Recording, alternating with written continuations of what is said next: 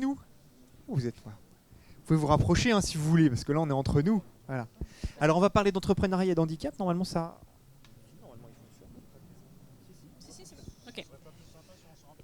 Si, Bah, c'est ce que je viens de leur demander là. Voilà, rapprochez-vous. Avec notre intervenante qui s'appelle Sophie Mock, qui est responsable territoriale Nord-Saône-et-Loire à BGE. BGE qui donc couvre les territoires de Côte-d'Or, Saône-et-Loire et Ain. Oui. Et puis nous avons deux entrepreneurs, alors une entrepreneuse et un créateur d'entreprise qui vont pouvoir apporter leur témoignage sur ce sujet qui nous réunit ce soir, donc de l'entrepreneuriat et handicap. En fait, cette thématique, on a souhaité la porter aujourd'hui au cours de l'événement, puisque le taux, même s'il s'améliore d'année en année, le taux de personnes reconnues travailleurs handicapés qui restent sans emploi reste malheureusement très élevé en France. Et la création d'entreprise peut être une solution pour créer leur propre emploi. Et le métier de BGE, c'est l'accompagnement à la création, reprise d'entreprise de toute personne qui a un projet de création. Et on accompagne régulièrement des personnes qui ont une reconnaissance travailleur handicapé. Et cet élément-là a de l'importance pour nous, puisqu'on milite pour rendre l'entrepreneuriat accessible à tous. Et ça a des conséquences aussi bien au niveau de la manière dont on accompagne les gens, puisque parfois on est obligé d'avoir un accompagnement plus long, on est obligé d'avoir des rendez-vous plus courts parce que la personne se fatigue, on est obligé d'adapter nos moyens pédagogiques. Donc nous, on fait l'effort de rendre accessible notre accompagnement aux personnes et on accompagne les personnes jusqu'à la création avec toute la réflexion de l'handicap sur le projet envisagé. Est-ce que c'est compatible, pas compatible? Est-ce que ça demande des aménagements?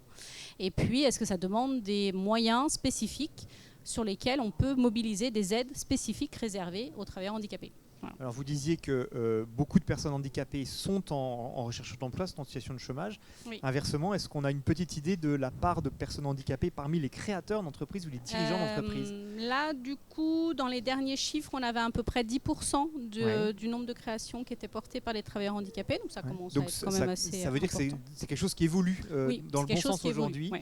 C'est-à-dire que ça devient, en tout cas l'idée se répand que c'est possible. Voilà, tout à fait. Quelles sont les difficultés particulières, les points d'attention particuliers, les accompagnements spécifiques dont ont besoin les créateurs d'entreprises en situation de handicap? Là-dessus, on a vraiment une réflexion partagée avec eux sur les conséquences de l'handicap dans le quotidien de la vie du chef d'entreprise, dans le domaine dont il envisage de créer. Et on a vraiment un accompagnement qui est porté sur comment vous allez vous organiser. Est-ce que votre handicap va vous fatiguer plus? Est-ce que ça va avoir des conséquences parfois sur la démarche commerciale en cas de troubles psycho éventuellement? Est-ce que ça va demander à avoir une attention particulière aussi bien des partenaires de l'entreprise que des clients? Et on va les amener à avoir une réflexion beaucoup plus élargie, un regard un peu plus large par rapport à leur projet. Le but, c'est que la personne ne vienne pas aggraver son état de santé avec le projet envisagé. Il existe des accompagnements spécialisés, des fonds financiers, des dispositifs de soutien spécifiquement adaptés et qui éventuellement puissent permettre de capter des fonds spécifiques. Oui, tout à fait. Il existe en France l'AGFIP, une association nationale qui vient en appui aux travailleurs handicapés, que ce soit dans l'emploi, le maintien de l'emploi et également sur le volet création d'activités. Et on peut aller demander une subvention qui est du coup accordée avec des critères spécifiques qu'on va du coup essayer de réunir et qui va aider à financer les besoins de départ de la personne reconnue travailleur handicapé. Je vous propose qu'on donne la parole aux personnes qui vous accompagnent. On va commencer par Marie-Pierre Cour. Marie-Pierre, vous avez créé votre entreprise en Côte-d'Or, à Chazeuil. Ça s'appelle Les Délices de Mappy. C'est ça. De quoi quel est votre domaine d'activité? En fait, je fabrique des petits gâteaux secs alsaciens. C'est que des recettes alsaciennes. D'accord, ici en Bourgogne. Donc ça c'est très bien, c'est le croisement des cultures régionales et ça on aime bien. C'est du bourguignon alsacien. Quel est votre parcours en termes de formation et d'expérience professionnelle avant cette création? Alors j'étais chauffeur de bus, d'abord de camion, ensuite de bus. Et ensuite j'ai eu des problèmes d'épaule, j'ai été opéré. Je suis resté handicapé des deux épaules. Je n'ai plus de force, je ne peux plus lever les bras, je ne peux pas faire de gestes répétitifs. Donc j'ai été 3 ans en maladie, ensuite 3 ans au chômage. Le chômage va se terminer. Et que faire? Donc quand j'ai appelé Cap Emploi, ils m'ont dit on ne sait pas quoi faire de vous. Peut-être le RSA. Donc je me suis dit non. J'ai 60 ans, j'ai encore 2 ans avant la retraite, donc voilà. Bon, puis Donc, vous je me suis n'aviez pas, lancée, pas envie de non, ça. pas du tout. Vous aviez envie d'autre chose. Créer une entreprise, ça faisait partie des idées que vous aviez en Pas tête du tout. Pas du tout. Pas non plus. du tout. Au début, pas du tout. Ouais. Mais quand on est devant le mur, au pied du mur, on ne sait pas quoi faire. Et je me dis, à part faire des gâteaux, je ne me voyais pas faire autre chose, puisque je ne peux pas aller à l'usine, je ne peux pas aller dans un magasin à la caisse, enfin rien. Ouais. Et moi, ma vie, c'était les camions et les bus. Ouais. Donc c'est compliqué. Et comme vous étiez alsacienne d'origine et que vous aimez faire des gâteaux, voilà. Vous vous avez dit, voilà, c'est tout trouvé. Donc j'ai tapé à la porte de la BGE, qui m'ont aidé à m'installer. On a mis 9 mois à monter le projet. Ouais. J'ai été aidé effectivement aussi. J'ai eu une subvention de 6 000 € pour m'installer. Ouais. Le dossier a été fait par la BGE. De 6 000 € de quel organisme? De la GFIP. La GFIP. D'accord. Donc, allez-y, je vous en prie. On va faire à 2 voix. Ouais. Pour Marie-Pierre, il y a eu toute une réflexion sur justement son état de santé. On est sur une activité qui va nécessiter des gestes répétitifs et des ports de charge qui peuvent être quand même rapidement importants. Oui. Elle a un mari. Mais d'accord. On a essayé de voir quand le mari n'est pas là. Ouais, voilà. Et donc, on est allé sur une réflexion sur du matériel adapté. Et je crois de mémoire, c'était un pétrin un peu plus léger. Oui, j'ai un pétrin professionnel qui fait 10 litres. J'ai un four professionnel où je peux cuire une centaine de gâteaux à la fois. Donc ça facilite. Et puis c'est léger, c'est à ma hauteur. Puis bon, les jours où j'ai trop mal, je ne travaille pas. J'essaye de régler. Ça fait partie aussi de la réflexion, c'est-à-dire que l'entreprise ne fonctionne peut-être pas tout à fait comme une entreprise traditionnelle. Par contre, je m'engage sur des marchés, donc là, il faut que les samedis, dimanches, que j'ai mal ou pas mal, je suis sur les marchés. D'accord. Donc j'ai des marchés réguliers, j'ai fait des marchés de Noël, des marchés de printemps, Et vous êtes toujours seul dans l'entreprise? Oui. Ah bah oui. D'accord. Oui. Bon, j'ai un mari. Marché, vous pourriez imaginer que quelqu'un représente l'entreprise sur les marchés. Si un jour j'ai des salariés, alors là, ce serait le summum. Donc l'outil de production, on l'a bien compris, il est adapté à votre état de santé. Pour le reste, la création de l'entreprise, les procédures, les questions bancaires, les questions d'organisation, de commerce, de communication, etc. C'est une entreprise comme une autre? C'est comme une autre. Voilà. Comme une autre. Sauf que c'était pas votre métier. Vous conduisiez des bus et des camions. C'est ça. Comment vous vous êtes formé? Toute seule. Au métier de chef d'entreprise? Toute seule. Ouais, toute seule. J'ai la BGE qui m'a expliqué beaucoup de choses. Ouais. Puis après, le fait de faire des marchés, on rencontre d'autres gens qui ont connu aussi. Bon, ils se sont installés, peut-être pas parce qu'ils avaient des problèmes de santé, mais voilà.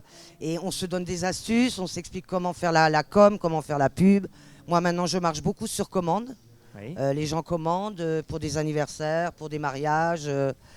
Facebook, Instagram, enfin toutes les... Bon, il y a des choses, c'est mes filles. Hein. Instagram, vous êtes, tout ça. Vous êtes entouré quand même. Voilà, mes filles m'aident parce que là. Votre mari, vos filles? Voilà, non, lui non plus, il n'est pas bon. À 60 ans, on n'est pas bon sur les sites. Ça, j'avoue. Puis bon, les flyers, les cartes de visite. J'ai fait des cartes de fidélité, donc j'ai beaucoup de clients fidèles qui reviennent sur tous mes marchés réguliers. L'entreprise a été créée quand? Ça fera 1 an le mois prochain. Comment ça marche? Super. C'est une super vie. Moi je suis sur des marchés, mais c'est une grande famille. C'est une grande famille, on se soutient, on s'appelle, on se donne des rendez-vous. Tiens, il y a un marché là, tu viens, je te donne l'inscription. On se retrouve, on boit un café le matin, on a les croissants. Enfin, c'est une super ambiance. À refaire. Je regrette en fait de ne pas l'avoir fait plus tôt, mais bon. D'avoir des problèmes de santé, des fois, voilà. Bien entendu, voilà. Mais de quelque chose qui était un problème, vous avez su faire finalement une opportunité de rebondir. Quel accompagnement BGE a apporté en l'occurrence? De quelle manière vous êtes intervenu? Mobiliser des fonds de la GFIP, on a vu. Marie-Pierre, elle a évoqué également Cap Emploi tout à l'heure. Tout à fait. Donc comment tout ça s'organise et qui fait quoi? En fait, Cap Emploi vient aider les personnes qui ont une reconnaissance travailleurs handicapés à travailler sur leur projet professionnel. D'accord. Et donc nous, on prend le relais par rapport au conseiller Cap Emploi lorsqu'il y a un projet de création d'entreprise qui a été identifié comme piste possible. Et l'accompagnement, il est là justement pour voir est-ce que c'est un projet qui peut être pérenne dans le temps, puisque la GFIP n'accorde les subventions que si alors, du coup, il faut pouvoir prouver que l'activité peut générer un temps plein et que ça peut être viable dans le temps. Donc il faut faire toute une étude de marché pour expliquer quel produit on va vendre, où on va le vendre, à qui ça va s'adresser, de montrer par rapport aux éléments financiers combien on va vendre notre produit, quel est le besoin de départ. Enfin, là, il y a toute une étude. Oui, il y a un vrai dossier comme pour n'importe quelle entreprise. Comme n'importe quelle entreprise. Bien sûr. Voilà. Et tout l'accompagnement, c'est un accompagnement de 9 mois, hein, comme l'a dit Marie-Pierre, c'est quand même assez long dans la durée. Ça permet d'aller vraiment sur tous les items de l'accompagnement, de travailler sur la phase de commercialisation, de travailler sur la phase de communication et d'aider l'entrepreneur à devenir un chef d'entreprise. Alors cet accompagnement, vous le proposez également à Yassir Bouheri, qui est avec nous. Et Yassir, il est en train de créer son entreprise. Yassir, quel est votre parcours à vous? Alors, est-ce qu'on a encore beaucoup de temps? Alors, en termes de parcours, on va être sur un parcours assez différent. Moi, mon handicap, je l'ai croisé, on va dire, à la naissance. Donc, j'ai eu le temps de réfléchir. Et j'ai eu le temps de réfléchir par rapport à cet état-là, c'est-à-dire un moment où on va dépasser le stade « j'ai un problème ». En fait, on part du principe qu'on est dans une situation. Si on commence à réfléchir au problème, il y a un moment où on tourne un petit peu en rond. Il faut partir que c'est un état de fait. Et donc, à partir de là, quelles sont les solutions qu'on a? Moi, je n'ai pas une position dogmatique. Hein. Si on me dit, je reviens de la MDPH ou un autre établissement et on me dit, monsieur, vous avez un niveau d'invalidité de 80% et capacité de travail de 5%, moi, je suis tout à fait capable de comprendre qu'un individu, quel qu'il soit, ils se disent, le travail sous la conception avec laquelle on l'a aujourd'hui, et on va dire l'injonction du travail qu'on a aujourd'hui, c'est pas les mêmes paramètres. Voilà. Maintenant, est-ce que cette situation-là ou ce choix-là, et heureusement on habite quand même dans un pays où on a des filets sociaux qui sont assez intéressants, c'est une situation, on va dire, d'avenir ou une situation pérenne? Moi, j'en suis pas sûr. Donc on peut toujours essayer de faire la course. Hein. On reprend la qualificative du handicap, c'est-à-dire ça vient des courses de chevaux à la base. Hein. C'est une pénalité au départ, un handicap. C'est-à-dire on est pénalisé, on part dans la course après les autres. Mais on court quand même. Mais on court quand même. Et si on veut rester dans le peloton, on court plus vite. Donc on peut faire ce choix aussi. On court plus vite. Qui a ses avantages, c'est-à-dire il y a un certain accomplissement de soi. Moi, c'est quelque chose que j'ai beaucoup fait, que ce soit dans les études. Moi, j'ai fait une école d'ingénieur. J'ai travaillé dans l'intelligence artificielle, etc. Donc on est sur d'autres domaines. Maintenant, c'est pas parce que vous faites ces efforts qu'on vous le rend toujours bien. Mais ça, c'est pas un problème. C'est toujours un état de fait qu'il faut accepter.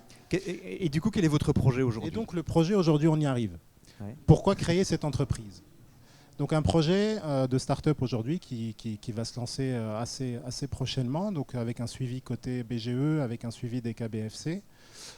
Vu qu'on est sur donc DKBFC, c'est l'incubateur régional pour les projets liés à la recherche, pour des lunettes intelligentes pour les personnes aveugles. Donc un marché que je connais, avec des problématiques que je maîtrise, avec un savoir-faire technique de mon associé qui est là aussi. Merci Maxime. Et en fait, on y voit en fait une solution qui est différente, c'est-à-dire une solution de reprise de contrôle finalement. C'est-à-dire maintenant, c'est plus moi qui envoie les CV et qui essaie de convaincre. J'ai une expertise technique, ok, j'ai un handicap, mais je suis compétitif entre guillemets vis-à-vis du CV qui est juste en dessous du mien sous la pile. Maintenant, moi, j'essaie de construire un avenir où c'est moi qui reçois les CV. Donc voilà, c'est un peu le message que moi j'aurais pu avoir. Cette notion de reprise de contrôle, j'aime beaucoup cette idée. Comment s'appelle l'entreprise, ou a-t-elle déjà un nom alors pour l'instant, le projet c'est le 3D Sound Glasses, parce que c'est des lunettes connectées qui se basent sur le son 3D pour restituer des informations visuelles. On essaiera de trouver un nom de marque un peu plus facile à prononcer. D'accord. Et vous êtes incubé depuis combien de temps? On est incubé à DKBFC depuis janvier. On est en discussion avec la BGE depuis mars à peu près. Voilà. Moi, j'y suis arrivé par hasard, France Travail, etc., sur de la paperasse. Mais en fait, ce qui est intéressant avec la BGE, c'est que moi, ça me permet de sortir de l'écosystème tout start-up.